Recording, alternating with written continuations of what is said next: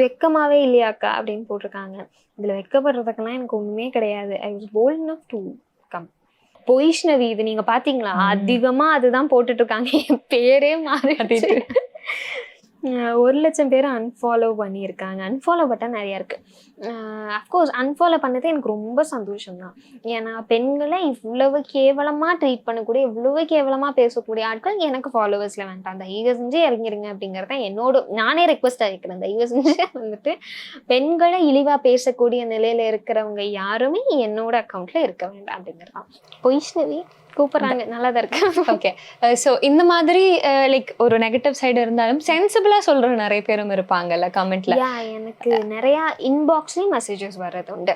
ஒருத்தர் வந்துட்டு நீங்க கொள்கை ரீதியா மாறினது அப்படிங்கிறது you are not the very first person to do that.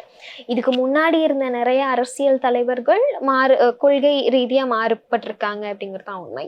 ஏன்னா இப்ப திராவிட முன்னேற்ற கழகம் ஆகட்டும், பெரியார் அவர்கள் தொடங்கிய திராவிட கழகத்திலிருந்து பிரிஞ்சுதான் அண்ணா அவர்கள் திராவிட முன்னேற்ற கழகம் ஆரம்பிச்சாரு. ஆனா அதே மாதிரி திராவிட முன்னேற்ற கழகத்துல இருந்து பிரிஞ்சுதான் அண்ணா திராவிட முன்னேற்ற கழகம் வந்தது.